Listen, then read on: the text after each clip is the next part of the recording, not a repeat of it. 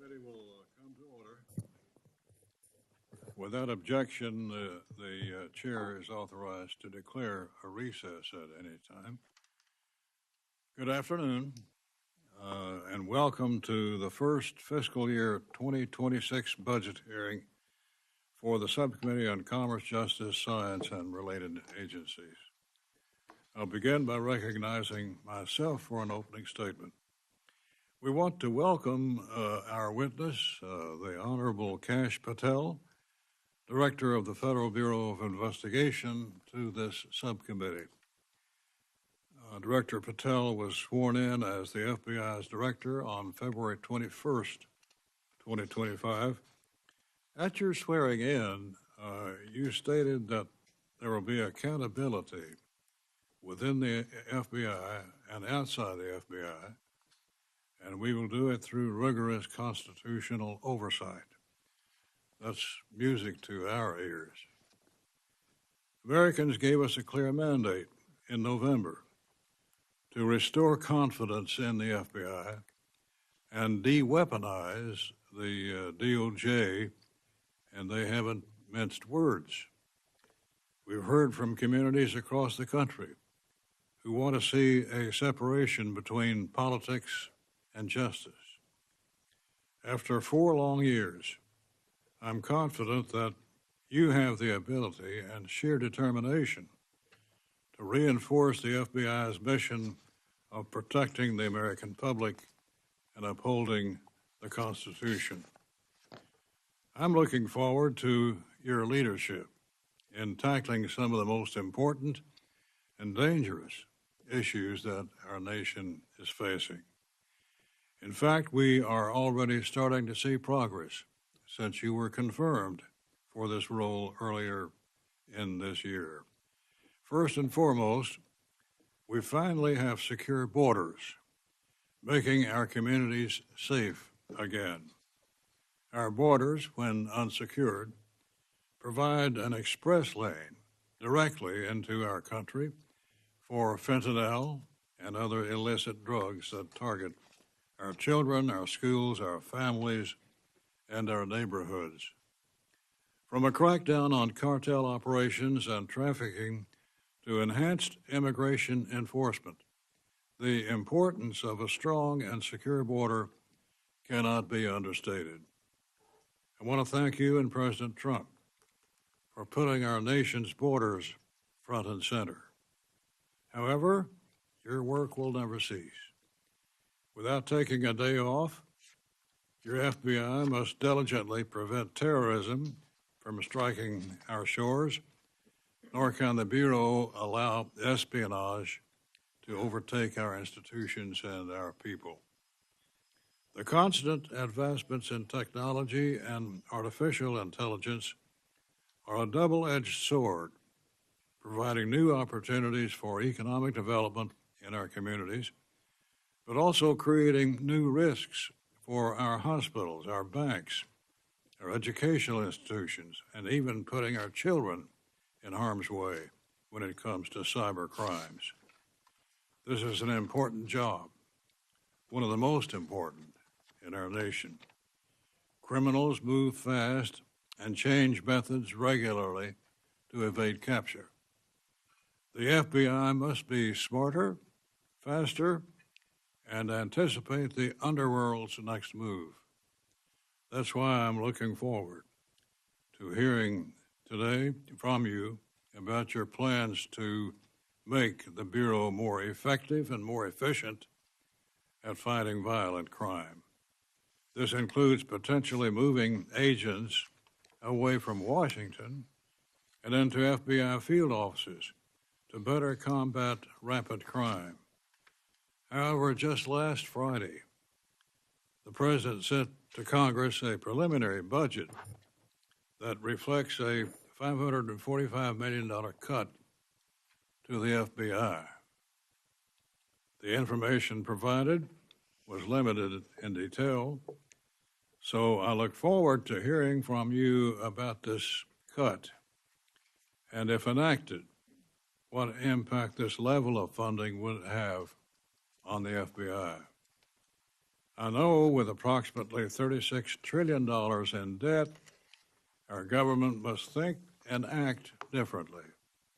That's why I pledge to work with you directly as you lead the nation's top crime-fighting agency. You have a very important job to do, but I trust that you are up for the task. I think you are. Let me now recognize the ranking member of the subcommittee, Ms. Meng, for any remarks she might wish to make. Thank you, Mr. Chairman. I appreciate this opportunity for our subcommittee to examine the work and the budget of one of the subcommittee's largest agencies, the Federal Bureau of Investigation. Director Patel, thank you for being here today and for your testimony.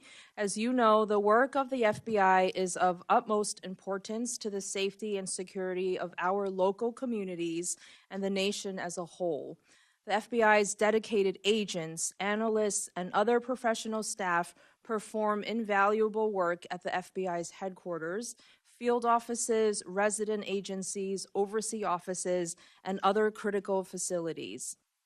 They protect the American people, not just from violent crime in their local communities, but from cyber attacks and other threats coming from adversaries outside of the United States. That's why I was very disappointed to see that the fiscal year 2026 budget framework released Friday by the Trump administration appears to propose cutting the FBI's operating budget by more than $500 million. The FBI has, in the recent past, come under harsh and I believe highly unfair criticism by far too many politicians and political campaign operatives. Earlier this year, the Trump administration demanded that the FBI provide the Justice Department with the list of all current and former FBI employees who at any time worked on January 6 related investigations. The list was demanded to, quote, determine whether any additional personnel actions are unnecessary, unquote. These FBI employees are career public servants who were simply doing their jobs. The administration has also fired or forced out dozens of experienced career federal prosecutors, as well as numerous senior career FBI leaders, including James Dennehy, the highly respected head of the FBI's New York field office. It also isn't helpful to the FBI or to federal law enforcement more generally that other recent actions of the Trump administration have shown strong disrespect for the law. For example, the administration, including Elon Musk and OMB Director Russ Vought, have made up the existence of an inherent presidential power to impound federal funds, which the Government Accountability Office, the Justice Department's Office of Legal Counsel, and the Supreme Court of the United States have all rejected. According to calculations by the Appropriations Committee minority, the Trump administration is currently freezing at least $430 billion in federal funding that Congress had promised for communities all across America. This includes 365 DOJ grants recently terminated by the Trump administration, covering activities across 34 states and 2 U.S. territories. These grants were specifically for violence prevention and intervention efforts, services for victims of crime, responses to hate crimes, individuals struggling with substance use disorders, and much more. In addition, the administration has initiated a process to restore the gun possession rights of convicted felons and domestic abusers. It has attempted to intimidate law firms through executive orders and has gutted the public integrity section of the Justice Department, which has long worked to protect the American people against corruption. And just this past Sunday, when asked in an interview whether U.S. citizens and non-citizens living in our country deserve due process rights as laid out in the Fifth Amendment of the Constitution, the president answered, quote, "I don't know, I'm not a lawyer," unquote. This is unacceptable. The president and his administration must always lead by example by obeying and enforcing the U.S. Constitution and federal laws. With an annual operating budget of more than $10 billion, it's entirely appropriate that this subcommittee, which provides the FBI with its funding every year, exercises strong oversight over the Bureau, its leadership, and its work. Director Patel, I look forward to your testimony today and to your answers to our questions. Thank you, Mr. Chairman. I yield back. I recognize the chairman of the full committee, Mr. Cole, for any remarks he cares to make. Thank you very much, Mr. Chairman. And before I get into my prepared statement, I just want to tell my friend, the director, how happy I am you're in your present post. A lot of us had the great privilege of knowing you from your time in service and the staff on the House, and particularly with Devin Nunes. And I don't think the president could have made a better appointment.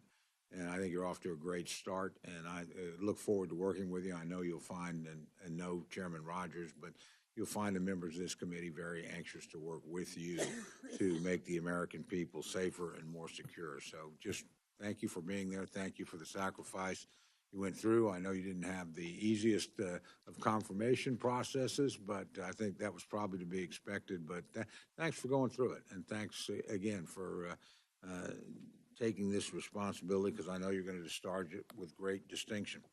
Mr. Chairman, again, thank you. Ranking Member Min, well, one of those days.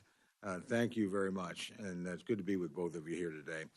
I'd like to welcome you, Mr. FBI Director. It's good to see you again, and thank you for appearing before us today. I want to remind everyone that when the Dean of the House and the chair of this subcommittee entered Congress back in 1981, discretionary spending stood at 45% of the federal budget, and mandatory spending was 55%. Fast forward today, we now have discretionary spending reduced to 28%, and mandatory spending having swelled to 72%. And as a percentage of the GDP, when the Dean got here, we were appropriating 9.8% of the GDP. We appropriate 6.4% of the GDP today. I simply point that out to say if we have a spending problem, it's not the Appropriations Committee where the problem is. We've actually reduced the amount of the resources of the American people we've taken to discharge our responsibilities, and the Dean's been a big part of that. Wouldn't have happened without him. The President has delivered, obviously, a starting point for this process of appropriations with his recent FY26 blueprint. Congress will now analyze the submission and use hearings to evaluate priorities moving forward, as we're doing here today. I would remind everyone, and certainly it's not the responsibility of the director of the FBI, the quicker we can get a full budget, the better off we'll be. We'll be able to make smarter decisions and, frankly, work with you more clearly. I know you share that frustration. And I always say it's nobody's fault. Every new administration, it takes time to get people approved, takes time to get people. But we are at crunch time if we're going to get these bills out of here in a timely enough process for the full Congress to consider them and for us to have an opportunity to negotiate a final agreement with our colleagues across the rotunda in the United States Senate. But to the point of the hearing today, the mission of the Federal Bureau of Investigations is a significant one.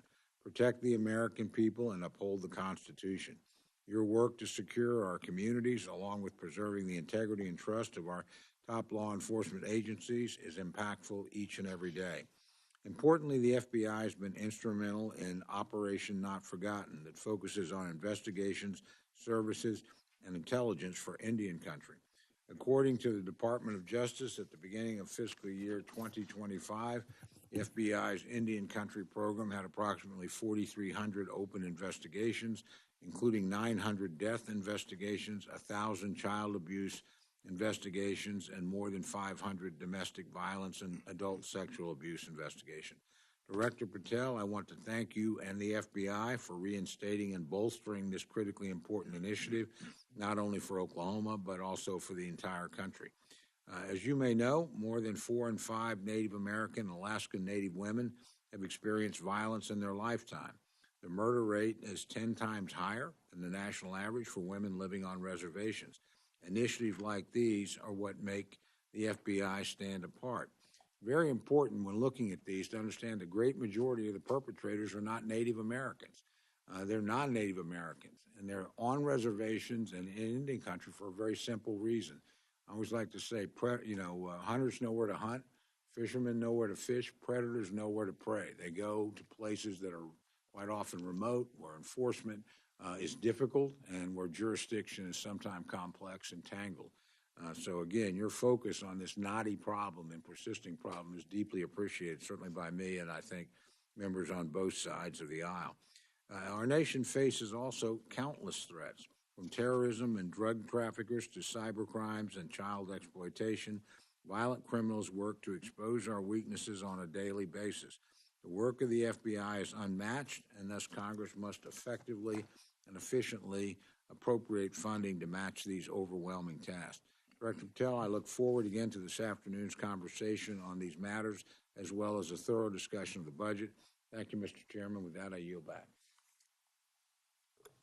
And I recognize the ranking member of the full committee, Ms. DeLauro, for any remarks she wishes to make. Thank you so much, Mr. Chairman and ranking member, for holding this important budget hearing. I also want to say a thank you to our witness, Director Kash Patel, for appearing before the subcommittee today. And as my colleague Tom Cole said, welcome back to the House of Representatives. So a well-functioning, well-funded, well-led Federal Bureau of Investigation is critical to the safety and the security of the American people. The men and women of the FBI are dedicated public servants who work diligently and often in dangerous settings to keep criminals off of our streets. But unfortunately, the Bureau's civil servants have been the focus of demeaning and destructive attacks from this administration and its allies in the media, which endanger and undermine the administration of justice in this country. The American people expected President Trump to address the high cost of living, but the president is not laser focused on the cost of living crisis. He is actually making it worse. Instead, he put Elon Musk and billionaires in charge of our government, and they are attacking civil servants who are not loyal to him, but to the Constitution and to the rule of law. This administration is deliberately undermining agencies that protect the American people. The president is more focused on attacking political opponents than attacking high prices for everyday essentials. And the American people are paying the cost while the president embarks on an agenda of revenge, retaliation, and retribution. And he is attempting to wield the FBI to those ends. Undue political pressure from the White House to investigate political opponents or to quash investigations of political allies threaten the Bureau's credibility and the very foundations of the rule of law. The FBI director must shield the Bureau and the rule of law from political pressure, not act as an instrument for implementing the president's political hit list. President Trump's immediate removal of senior officials at the FBI upon his taking office strikes me as an especially naked attempt to purge the Bureau's ranks of anyone who does not profess loyalty to the president. This happened the day after you told members of the United States Senate, and I quote, "There will be no politicization at the FBI. There will be no retributive actions taken by any FBI should I be confirmed as FBI director," end quote. The administration's retaliation against those who helped bring violent January 6 insurrections to justice and the ensuing dismissal of the head of the FBI's New York field office under your watch puts that pledge in doubt. Quite frankly, the Bureau's leadership appears at best somewhere between acquiescent to the president's retributive urges and in absentia. By instilling a culture of fear and retaliation, you're undermining the Bureau's employees and undermining the Bureau's ability to stave off terrorist attacks and keep violent criminals off of our streets. The FBI plays a critical role in intelligence gathering and analysis. The FBI does not bring just criminals to justice, it foils terror plots. With a weakened and discouraged Bureau workforce, Americans are less safe because of this administration. Even though we received President Trump's concepts of a budget plan on Friday, we are now into May without a real budget from the White House. I'm eager to learn about how the FBI would continue to fulfill its mission with a proposed $545 million cut to salaries and expenses, especially with the suggestion that the Bureau should reduce or eliminate, quote, duplicative intelligence activities that are already effectively housed in other agencies, end quote. If the Bureau plans to cut intelligence analysts, at the same time other intelligence agencies are enacting broad cuts to their workforces, the administration will be making our government and the American people more susceptible to violent criminals and to terrorist attacks. The FBI exists to protect Americans from criminals. The American people deserve assurance that everyone will be treated fairly and equally under the law. They are not seeing that from the Trump administration's FBI under your leadership, and we must receive clear and convincing answers as to why that is. I look forward to your testimony, and I yield back. Mr. Director, it's a pleasure to welcome you to the Congress. You're no stranger here, having a part of your resume on the Hill. So welcome back to your home base. We look forward to hearing from you and responsive to questions after your statement. So, Mr. Director, the floor is yours. Thank you, Mr. Chairman. Chairman Rogers, Chairman Cole, Ranking Member Mann, Ranking Member DeLauro, and members of the committee. It is an extreme honor and a privilege to be sitting here today as the 9th Director of the FBI. President Trump has set some priorities out and a new focus for federal law enforcement. The FBI has heard those directions, and we are determined to deliver on our crime-fighting and national security mission with renewed vigor. I'd like to highlight just a few things the FBI has undertaken in the few short months that I've been at the helm. We have apprehended 3 of the FBI's most top 10 wanted fugitives in the world, 3 in less than 3 months. We've joined our partners at DHS and conducted targeted operations to round up fugitives around the country. For instance, in Massachusetts alone, we apprehended 370 violent fugitives.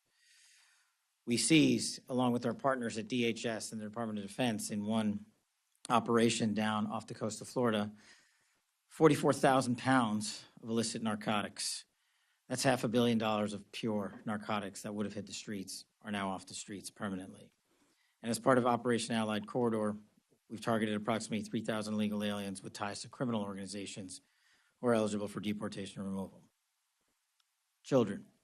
Today, as we talked about with the Attorney General in Operation Restore Justice, prioritizing crimes against children is a priority of mine and will continue to be of the FBI. Just this morning, we announced that we executed over 450 search warrants and have rounded up in the last month alone over 400 individuals who choose to enact acts of violence against our children. 205 in the last week alone, to include individuals in positions of trust, such as teachers and law enforcement officers. They are committing some of the most heinous crimes against the most innocent of our society, and we will not tolerate it. It will remain a priority for us. As we double down on criminal threats, we're never going to stop pursuing the mission of defending the homeland. Foreign spies are trying to steal our technology, are trying to steal our agricultural products and seeds. Cyber actors are looking to infiltrate our networks on a daily basis from all parts of the world, and foreign and domestic terrorists continue their plotting, both here and overseas. It's hard not to overstate the operational tempo that the FBI must act and will continue to act since I've been at the helm in these last 3 months. The mission is a no-fail mission because if we fail, then American lives will be endangered or lost. Every operation we run comes with one end state in mind: to disrupt or stop criminal activity or threats to the homeland. It's not I that do the work of the FBI.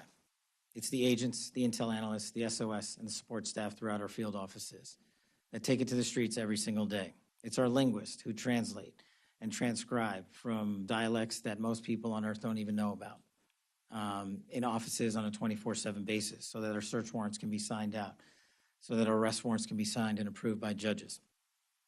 It's the everyday women of the FBI across the country, many of them I've gotten to meet in my short time, and prior to that, in my time as a terrorism prosecutor, worked hand in glove with them, both here in America and overseas. Our Joint Terrorism Task Force is a heartbeat of what defends this country from domestic and international threats of terrorism. Every one of our 55 field offices has a joint terrorism task force situated in almost every single state in this country, covering every single state in this country. We've stopped many plots, including against targeting energy facilities in Baltimore, and of course, the tragic New Orleans day plot, terrorist attack. One of our initiatives, of course, is to continue to fight against illicit fentanyl trafficking and narcotics trafficking into the country.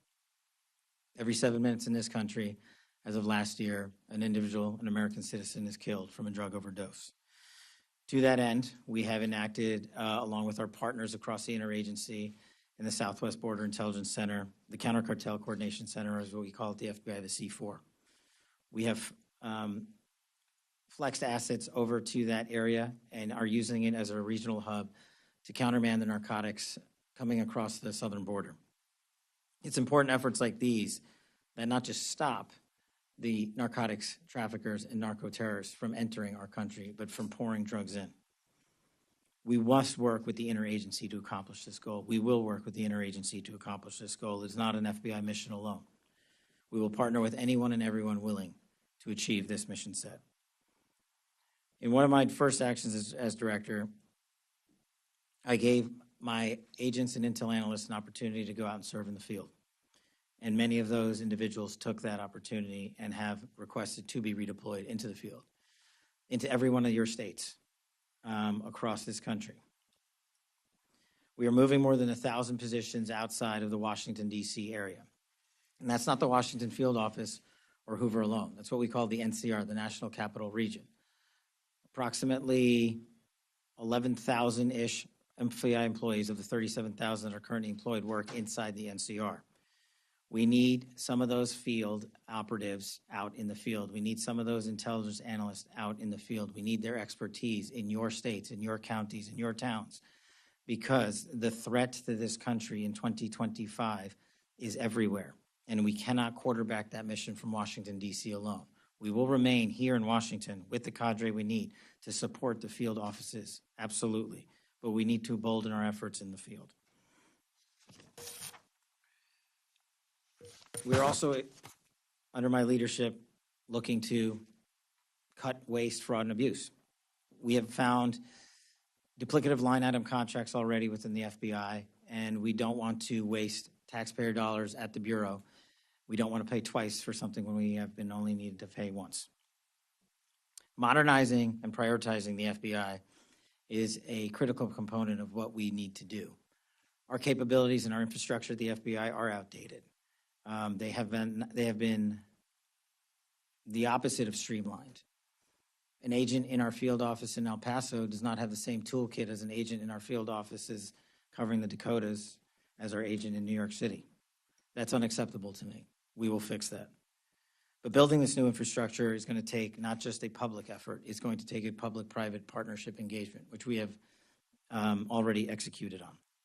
The members of this committee are important, critical partners to the fight against crime in this country and to defending our homeland.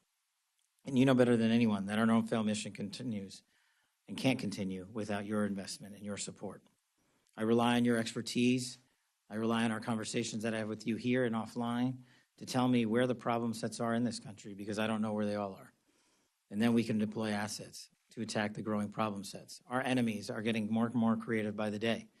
And we need to keep up not just with the intelligence, but with you, who represent the men and women in the United States across this country. You have the ground level knowledge that we need to help fight this message. Without the funds to get ahead of our adversaries, I agree, we risk making trade-offs that will jeopardize the safety of Americans.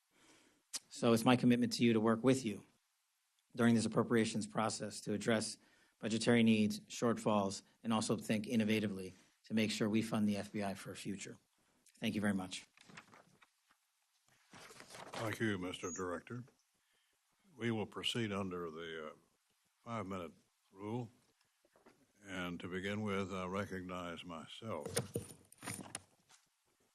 Let me say this, congratulations on the fentanyl raid in the last few hours. I think one of the largest, if not the largest, seizure of fentanyl drugs. What can you say about that operation? We seized, Mr. Chairman, I believe what you're referring to is a 6-kilogram seizure of fentanyl in Kentucky that constitutes an amount of fentanyl that can kill 500,000 Americans. And that's just one of the seizures that we have conducted throughout this country because the fentanyl crisis in the United States of America has not been countermanded. This time last year alone, 620 kilograms of fentanyl had been seized. In these last 3 months, 840 kilograms of fentanyl have been seized across the country by the FBI alone. Fentanyl and carfentanil, a drug that is 100 times more potent than fentanyl itself, is exploding across the scene because we are letting our enemies and adversaries in mainland China produce chemicals and ship them here freely. And we need to attack that head on. And it's operations like that, Mr. Chairman, that will allow us to save the lives of our kids. Well, we certainly wish you well in that regard. This is your first time testifying before this subcommittee, and you've briefly shared a few priorities in your statement. Let me allow you more time regarding your initial priorities, particularly any strategic goals or areas where additional congressional involvement might be necessary. Thank you, Mr. Chairman. I think, and I hope to work with all members of the committee to achieve the following. I will ask you for money that I need and that the Bureau needs, and I won't ask you for a dime more. In order to achieve the mission of the FBI, if we continue on the current trajectory outlined, we will have to not only eliminate 1,100 vacancies currently at the FBI, I will have to fire 1,300 more. In order to fight crime at a level that is consistent with 2025, the budgetary number I've asked for in my paperwork is, I think, reasonable. And also, just to put it in perspective, it's multiples of billions of dollars less than what the TSA has to operate annually. I believe we can continue on the plan to safeguard our communities and redeploy assets to the FBI. For example, in Kentucky alone, if we are allowed to continue on this trajectory, we will plus up with approximately 30 agents and intel analysts with this redeployment effort that is already underway. That will allow more agents to be in the field and conduct more seizures of fentanyl, prevent more acts of violent crime, and stop more murders and stop more gangbangers. I firmly believe putting folks in the field is one of the biggest ways we can secure the safety of our communities.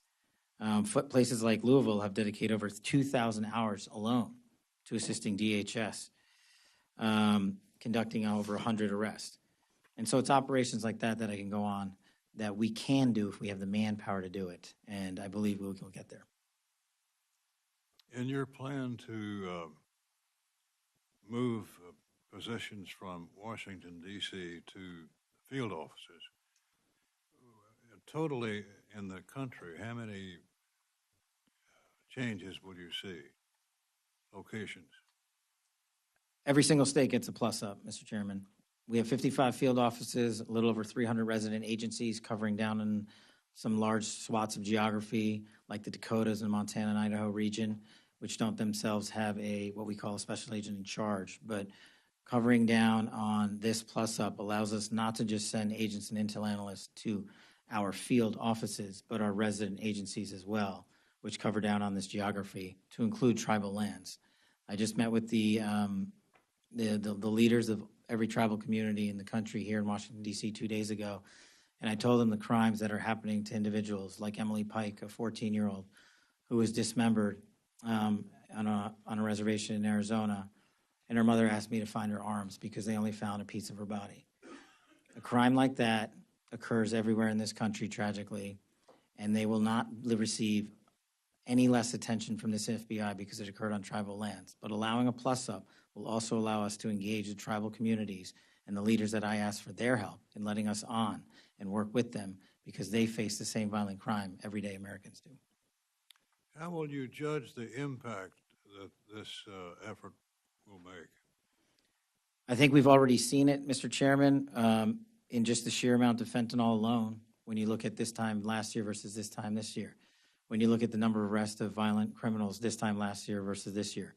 And that's just with a short-term surge to the field that we've done in these last couple of months. The long-term push to the field will take much longer. Well, thank you for willing to serve, and we wish you well and will be supportive of your efforts. We want to see the FBI back to its former glory, and we think you're the man that can make that happen. So our best wishes to you. Thank you, sir. Ms. Ming?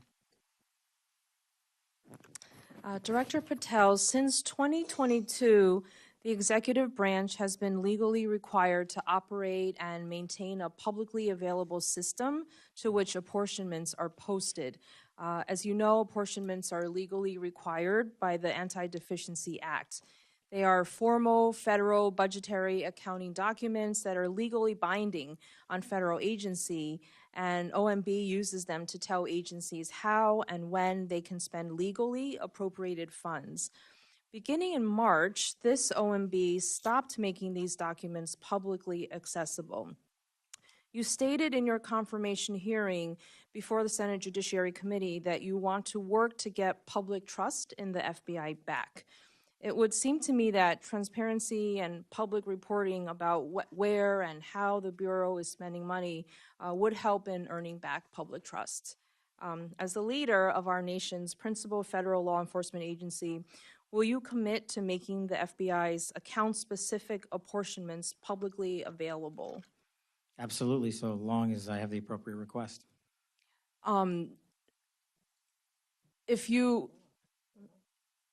The law requires that all the information be posted publicly. Are you committing to do that? If that's what the law requires, yes. I'm not the appropriations expert, but if that's what the law requires, that's what we'll do. Do you have a timeline of when that would be possible, and why, since March, has it been taken down? No, ma'am, but I will get you one. Okay, so thank you for committing to publicly post what is required by law, the apportionment for the FBI. I wanted to ask about one of the U.S. Attorney nominee Ed Martin.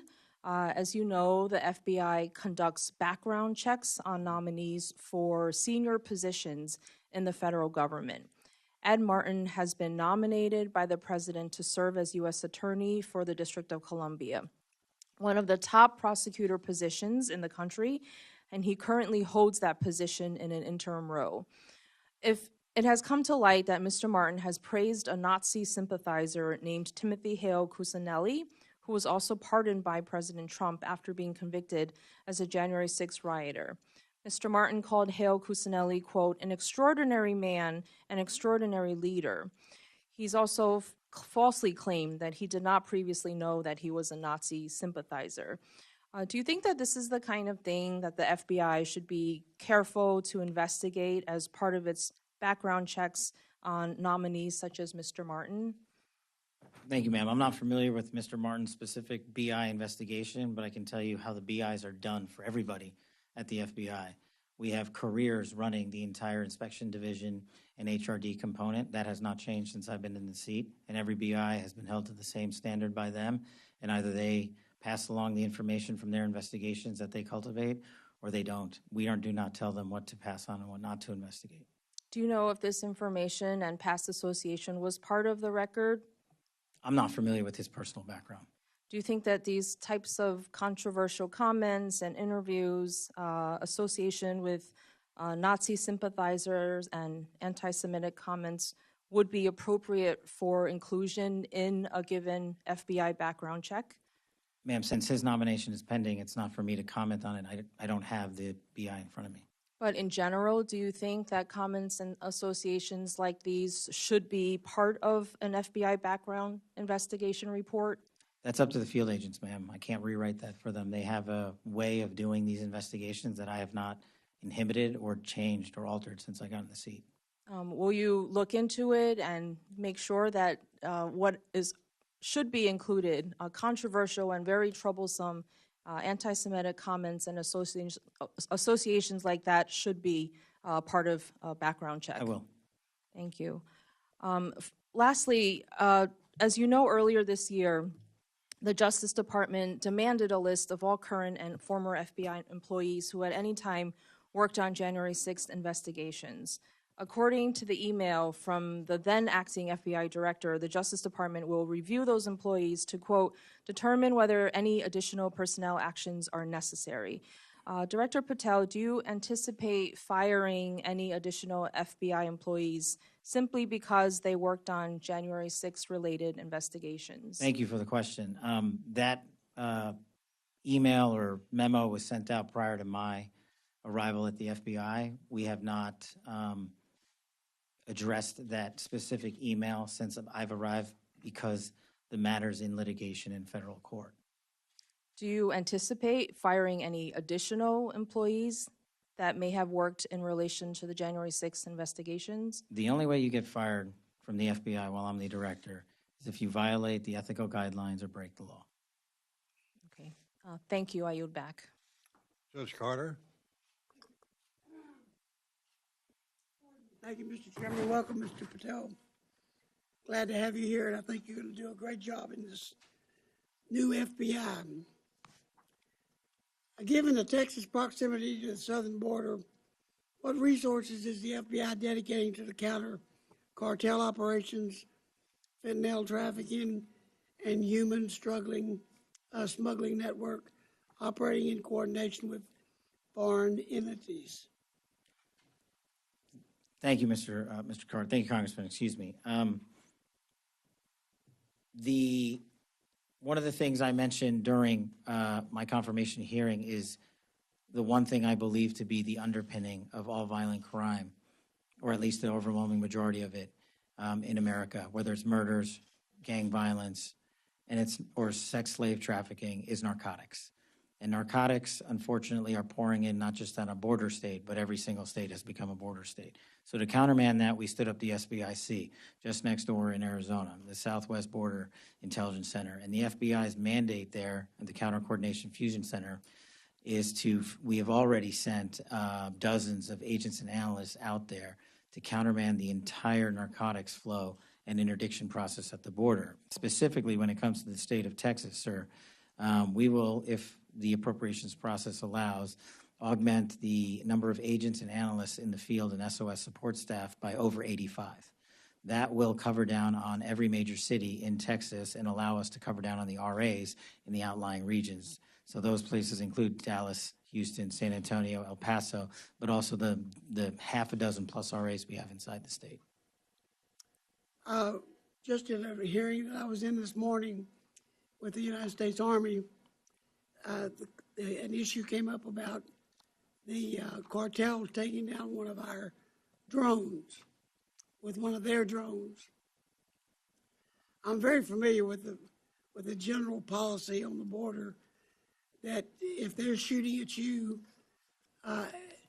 you can't shoot back unless it becomes obvious that you're going to come into serious harm. The military can't shoot back, nor can, for that matter, the Border Patrol. What do you think about these drones? I mean, they're unmanned. They're coming across and shooting down drones we're using for observation and other things. I think the policy ought to be if they shoot down our drone, we shoot down theirs. What do you think about it? Well, I don't think I have the authority to reshape that policy, but if it were in my capacity as FBI director, I know we are working with the Secretary of Homeland Security, who has a larger portfolio in the UAS space than we do, to cover down on that threat. But just in my time in government, the first term, the drone capabilities by our adversaries have significantly expanded. Their technology is wildly impressive, and they don't care if they lose one. Unlike us, we care when we lose a single one, as we should. In order to countermand that, you are going to have to, in my opinion, alter the domestic intelligence collection priorities on the NIPIF to prioritize who we collect against and what. And the what is the drone technology that we are not sufficiently covering down on right now. Thank you. That's a great answer. Critical infrastructure, especially in the Texas energy section, is increasingly under attack. However, How is the FBI coordinating with private industry and local law enforcement to detect and neutralize cyber threats before they impact the grid or supply chain? That's one of the pillars of what we are trying to do at the Bureau. We can't do it from Washington, D.C. We do it by engaging our state and local law enforcement partners, such as in Texas, because they are the ground level experts on who, the what, the when, the where, and the why. What we can do is bring in our AI-driven capabilities to go in and synthesize the mountains of information that are coming in, because there is no human or set of humans that can go through the amount of intelligence and information that we receive. It's a problem that we have and the public has acknowledged. The challenge and the rub is, where do we allow computers to come in and humans to stop? And we're working through that at the Bureau right now to say we should be able to use certain elements of AI to triage that capability, discard the unuseful information, and highlight to leadership what the useful information is to Congress and also to our agents and AUSAs in the field so they can bring the appropriate cases. But we can only do that if we embed ourselves with state and local law enforcement, and that's been a big priority of mine. Thank you. That's good. I appreciate the answer. Mr. Laurel. Thank you very much, Mr. Chairman. Director Patel, you have previously stated that your number one priority for the FBI is to end violent crime in the United States. The budget request slashes the FBI budget by more than $500 million below the current level. It quite literally would defund law enforcement, including, it would appear, cutting a number of FBI intelligence analysts who work on critical national security issues. How is it possible to cut more than $500 million, or more than 5% below a hard freeze in the FBI's operating budget, without impacting the law enforcement and national security-related functions of the FBI? Please specify exactly which positions would be cut. Ma'am, at this time, we have not looked at who to cut. We are focusing our energies on how not to have them cut, by coming in here and highlighting to you that we can't do the mission on those 2011 budget levels. And so what we're focusing on is right now is working with our partners in OMB, the appropriators, to say that we cannot cover down on the mission at the levels that we would have to go to, which would be the 2011 levels, should all the budget cuts you just outlined be implemented. So, but are you talking about coming up here with a budget request that restores the funding that has been cut, that it's a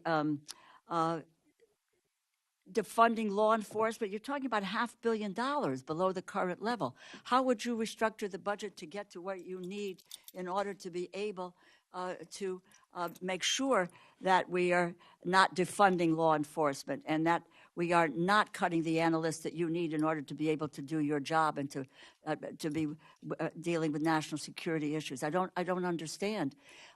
You've got a budget request, $500 million less, and you're cutting people. You don't know who you're going to cut. You don't want. Tell us which it is. Are you going to restore that $500 million? You're going to request restoring that $500 million? Well, as I said, I'm not the budget expert, but the budget request that we put in, the FBI, was $11.2 billion, I believe.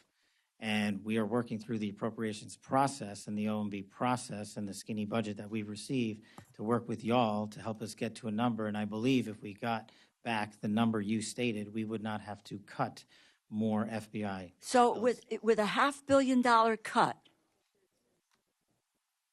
more than 5% below the hard freeze of the FBI's operating budget, you believe that then this would not impact enforcement or national security related functions? Then what are the positions? I'm going to ask the question again. What positions are you looking to cut? What is the cuts for this $500 million? Now, apparently that $500 million, you're not in the budget department, but this is your budget. This is your budget. You have to have some idea of what you want to fund or not fund, or where you think you can cut or not cut, and provide that information to OMB. I'm unclear, and it seems to me that you are, as to what should be the budget of this agency, and if it's $500 million lower, what are the positions that you believe will have to be cut in order to reach the mandate that you are bringing forward to us in terms of your budget? Well, that's exactly what I'm saying. That's the proposed budget, not by the FBI. The proposed budget that I put forward is to cover us for $11.1 billion, which would not have us cut any positions. The proposed budget. So the skinny budget is we don't have, the skinny budget is wrong. The skinny budget is a proposal, and I'm working through the appropriations process to explain why we need more than what has been proposed So in what that budget. what do you need? You need $11.2 billion? Approximately. Okay. Now, is that going to be delineated? I don't know what that means in terms of cuts that would be coming up to reach that goal. So there would be no additional positions deleted from the FBI if you get that amount of money. That's correct. And that's what we anticipate is coming in a budget that we anticipate at some point. We don't know when we're going to get it, even though we will be in markups by the time this effort is underway. But according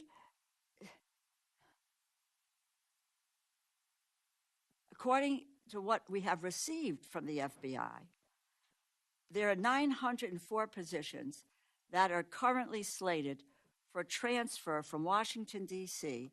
to field offices that are currently vacant. Is that correct? Yes, ma'am. Okay. This is, what, is there any explanation of why these positions are moving to field offices? One of the things we can't seem to get answers to, and this is not you, is programs that are being deleted, programs that are being frozen, dollars are being frozen, programs that are being cut. We don't have any sense on this committee, which is the Appropriations Committee, and making a determination of what we should or shouldn't do, is any evaluation from any agency so far, and I ask this of you, what is the criteria? What are the programs that are going to be potentially left behind? What is the evaluation process here that says why these programs are no longer functional, are not working? What is the story? Can we get from you when we're going to get some sort of an idea of what is a budget that you can deal with? Is what will be, what may be cut, what may not be cut, and why? What's the criteria by which that these programs would be, the evaluation is to transfer them out? Or why are these people going to field offices? Can we get that from you? Yeah, I can give it to you right now, ma'am. The short answer as to why these folks are going to the field is because we are moving agents, intel analysts, and SOSs across the country into every state to get a hand-level grasp on violent crime in every single community. We're moving those folks out there. Okay, but I just will wrap up, and thank you, Mr. Chairman. You need to provide for us, be specified exactly which so-called, quote, overhead positions are being cut, and since other federal agencies are also proposing position cuts, how won't this cut inevitably reduce the FBI's intelligence analytic capabilities? We need to have that information before we can determine what the budget is. Yes, ma'am. Thank you. Yield back. Mr. Klein. Thank you, Mr. Chairman. Thank you, Director Patel, for being here. Director Patel, when President Trump nominated you to serve, he aptly called you an advocate for truth, accountability, and the Constitution, who will bring back fidelity, bravery, and integrity to the FBI. You yourself have identified two important pillars in order to rebuild public confidence that include, first, streamlining operations at headquarters while bolstering the presence of field agents across the nation. I believe you just spoke to that. And two, second, ensuring that the FBI operates within the openness necessary to rebuild trust. It's a tall order given the record of some in recent years, but I'm optimistic you'll be able to achieve it. I'd like to dig in on these pillars to get your perspective as we take your budget request into consideration and craft a final product. The President's skinny budget request rightly expresses its commitment to undoing The weaponization of the FBI that pervades the previous administration, which includes targeting peaceful pro-life protesters, concerned parents at school board meetings, and committed Catholics exercising their constitutionally protected rights to express their faith. You described to us the state of the Bureau from when you were confirmed. Today, you highlighted with our Attorney General more than 200 federal arrests for crimes targeting children. You also spoke to the reorganization necessary to meet the mission of the FBI. The president, in his skinny budget, also described reductions in, quote, pet projects from past administrations and duplicative agencies. In addition to speaking to moving employees out of D.C., can you expound upon this and how you plan to reorient the Bureau under this request? Absolutely. So part of the process is not just putting people out sporadically, throwing darts on the map. What we've done is we've taken a process with the careers at the FBI and said, where are some of the most violent crime places in America? And we've apportioned the plus-ups across every single state in this country based on percentages of where violent crime has been in an uptick on homicides, on gang violence, on drug overdoses across the country. And so, for instance, in the state of Virginia, we're going to give a plus-up approximately 20 folks from the FBI should we have our full budgetary requirements. And then the next step is, what do you do with them in the field? And what we do with them is what we've already done, Congressman Klein, in the Commonwealth of Virginia, is we stood up the first in the country interdiction task force where we brought in interagency partners from around the state of Virginia and the sheriff's offices and the FBI and our DHS partners and embedded them in an FBI building 50 miles that way and said, go to work, because this is a hotbed of criminal activity. And in 1 month, the Virginia Homeland Security Task Force, as it was dubbed, arrested over 500 violent felons. 500 violent felons. And that wasn't by doing any new process or creating a new way to get after crime. It was done by letting good cops be good cops. And we want to take that plus up and that model to every state in the country, not because I said it works, but because it actually worked. And we've been asked by other governors and other senators and other representatives to bring that to their states, and that's exactly what we want to do, and we're planning to do that here. And commend you for the accomplishments in the Commonwealth. Prior to the swearing in of the current administration, a report was released detailing how federal law enforcement used its virtually unchecked access to private financial data to deputize the financial sector as a de facto investigative arm. In particular, under your predecessor, the FBI manipulated the suspicious activity report filing process by encouraging financial institutions to file SARs based on names and other criteria shared by the FBI. This process appears to bypass the requirements of the Bank Secrecy Act and allowed the FBI and possibly thousands of other law enforcement officials to obtain warrantless access to Americans' sensitive financial data through a process known as FinCEN query. Additionally, it appears that though 27,000 federal officials are able to download BSA data onto their own internal agency systems outside the purview of FinCEN regulators through the agency integrated access program. You've been working well with the Judiciary Committee, where I also sit, to provide some transparency into the past actions of the Bureau before your tenure. Could you describe some of the work you've done on this to still achieve the major successes you've had on arresting violent criminals while preserving civil liberties of Americans? It's a balance that the FBI must strike every single day. To achieve the law enforcement capabilities, we've already talked about that, but to achieve the capabilities of restoring public trust and working with our overseers in Congress, we must actually work with our overseers in Congress. And every appropriate request for information we've delivered upon.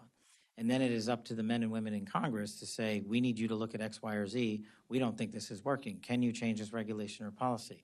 I'm not the expert on all of it, but what I can do is provide you with every documentation because you represent the men and women of America, and in my opinion, y'all are the custodians of the records that we hold, except in some very scarce national security instances. But we have provided, on a large basis, unredacted documentation for every appropriate request we've received, and we'll continue to do that because it allows us to work with Congress directly to improve the process and make sure there are no warrantless seizures of American persons' data. Thank you. Yield back. Mr. Ivey. Thank you, Mr. Chairman. Let me just follow up with where I think Mr. Klein left off. When I was on the Judiciary Committee last year, there was the 702 issue. It was a very close vote, but the compromise essentially was that we were going to continue to allow the FBI to do warrantless searches, and this is on the specific databases that are that there's access to, but in order to try and be preemptive with respect to terrorism or other types of efforts where you wouldn't have time to get the warrant. Very close vote, but the compromise was that reports were going to be filed by the FBI on a regular basis, I think to the Judiciary Committee. My understanding is we haven't gotten one yet, so I would encourage you to do that.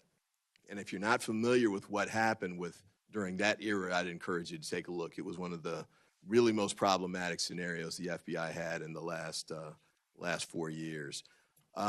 Mr. Patel, I'll tell you, I didn't support your nomination or your confirmation, but I appreciate what you're saying here today, especially the offer to work with us in trying to address a lot of these concerns.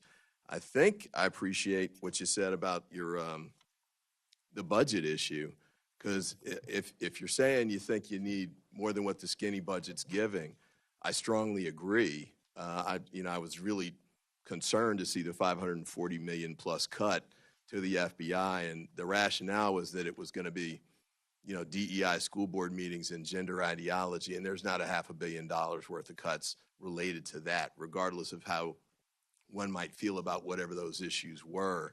And I really do believe that the FBI is the greatest investigative body in the world, and the strongest asset that you have are your team, your human resources there. And I think you said something about eliminating 1,100 positions and having to fire 13 more, that you didn't want to do that, but given potential budgetary impacts, you might have to do that. That would be horrible for the FBI, especially right now. So we certainly will work with you to protect your budget. A couple quick points with respect to your testimony. One concern that I did have was, there were some things that you really didn't touch on in your testimony. And I appreciate Tesla's as an issue, and whoever's setting those on fire should be held accountable for that. But we've got serious political violence here in the United States, a lot of homegrown activity that we need to focus on. Your predecessor testified a lot about it, and we understood the importance of that. Some of us had a chance to work on the task force that investigated the attempted assassination of now President Donald Trump, and I know you've got another pending case with respect to Mar-a-Lago. I think that might be one of the things you want to talk about, not just what happened then, but what's being done following up on that, because there continue to be issues. Governor Shapiro's house being set on fire was another horrific example of that. Also, domestic terrorism with respect, you mentioned New Orleans in your oral testimony today, but that's the kind of homegrown terrorism issues that I think we need to focus on, and really only the FBI can get at that in the way that we need to have done. Brian Thompson, that assassination of the United Healthcare CEO was another example of that. The political violence or violent crime issue that you just mentioned a moment ago, I've got mixed feelings about the decentralization of your staff. I take the point that you want to make, and my only encouragement would be that you take it slow, especially with specialized positions to see. We did a mini version of this here in Washington, D.C., 25 years ago when we went to political neighborhood prosecution and policing. Some of it worked and some of it didn't. Some of the specialty units, like the homicide unit, needed to be re-centralized again because you needed that expertise, concentrated. And the current office, whether it's political integrity investigations, that might be one that you want to keep centralized. Civil rights is another one. So I hope you'll consider being careful about how you move forward with that. And my district is Maryland. We love having you guys nearby, and certainly would love to have you come out even more so. If you're going to do sending the agents out, my request would be that you target jurisdictions where they have serious violent crime. I was a local DA there. We were able to do joint prosecutions. The U.S. attorney at that time was Rod Rosenstein. We did some joint work, RICO cases. We didn't have RICO capability. We took the cases to him. This is MS-13. And so, when you do joint efforts like that, it can really help local prosecutors and local law enforcement, because the FBI has resources that they can bring to bear that we just don't at the local level, and the impact can be really significant. So I thank you for what you've done so far and your offer to work with us, and I look forward to working with you in the future. Thank you, sir. Mr. Gonzalez? Oh, thank you, Chairman. Thank you, Director, for being here. Thank you for your willingness to serve our great country, and I look forward to working together. You know, it's not only how big the check is, it's where the check is going. And I love hearing some of your ideas of how we reform, how do we make things better.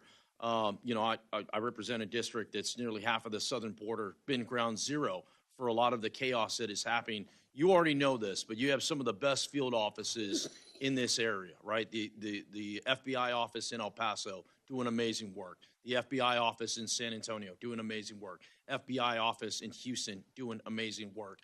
Did I hear you correctly that there's a possibility as you right size, as you kind of once again put agents back out in the field, did I hear you right, nearly 100 agents maybe coming to Texas? About 90. Okay, perfect. We'll round up. We're here in the House. You know, we'll round up. I love it. I think that's exactly the right answer, right? Let's get the bureaucrats out of D.C. and let's get the agents back in the field doing the work. The part I'd say, too, is your task forces are working. And once again, I look forward to working together, chatting about this more. Task forces work, right? And I want to start with the CT task force, counterterrorism task force. I think that's very important. The terrorist threat is as real as ever, and getting ahead of that, I think, is a big part of that. Once again, the FBI is the leader in this. You know, they're the ones that you're the agency that has all the expertise and the ability to do that, but you need the force multipliers. Mm-hmm. You need the local and the state agencies to come alongside, all hands on deck to tackle this. The other thing I want to highlight for you, and then I'd like to get your response, is these anti-gang task force, another task force that I think have just done amazing work, specifically going after some of these criminal illegal aliens, right? These TDAs, these MS-13s, these gangs that are in our country to the tune of yesterday, the Secretary of Homeland Security, Kristi Noem, you know, she told me there's over 600,000 known convicted criminal aliens in our country. Can you talk a little bit about the importance of the anti-gang task force? Thank you, Congressman. And you're right. The best cases I ever made as a terrorism prosecutor was on the task force because we had embedded state and local authorities with federal authorities, state and federal prosecutors working every day together, bringing cases where you could bring cases because sometimes you couldn't bring them in state court and sometimes you can't bring them in federal court. And so the gang task force is, right up there with the JTTF model. It serves the same purpose by allowing. My best example is the Virginia Homeland Security Task Force. We simply allowed access, placement, and location, and then we got out of the way, we being leadership. We are not running the cases in the field. Agents are. Intel analysts are synthesizing the intelligence, not me. Putting them in simply the same room and giving them some resources. We don't need to recreate or be super innovative, and that's the beauty of the gang task force. The folks in there are experienced career operators at every level that they operate in. They know what they're doing. What they're not currently allowed to do is get together enough. And that's simply what we're trying to do with part of this plus up.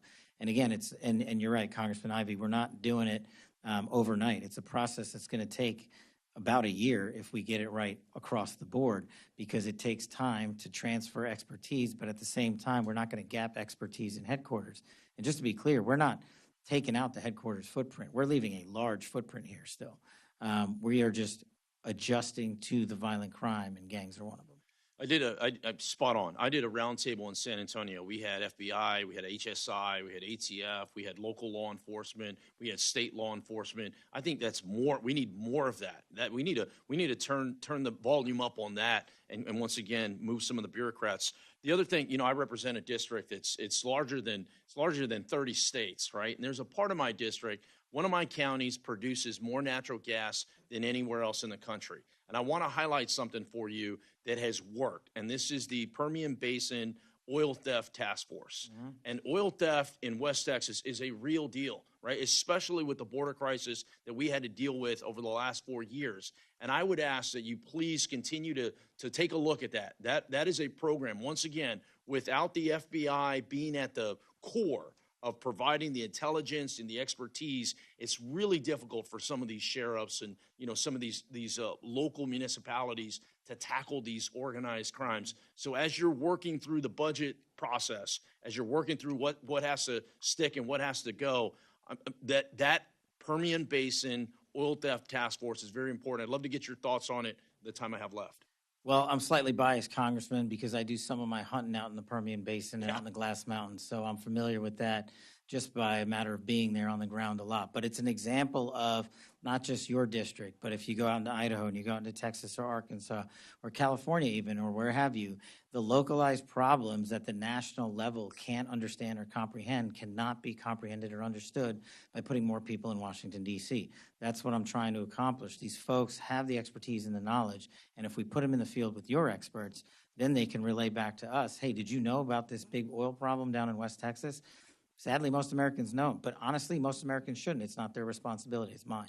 And so that's what we're working towards. I'm looking to codify that. Love to continue to working with that on that and other things. Thank you again for your testimony today. Chairman, I yield back. Thank you, sir. Mr. Morelli? Thank you, Mr. Chairman, for the meeting, and thank you, Director Patel, for being here. I want to just preface this. I feel important to say that I think while the history of the FBI has not been a perfect one, the goal of the agency has always been focused, as it should be, on keeping Americans safe, the safety of American citizens. And I think I am concerned about, and I think millions of Americans as well are concerned about any suggestions that there will be a political agenda or adherence to the president's agenda as opposed to the safety of American citizens. And I appreciate everything you said this afternoon, and I'm grateful for it.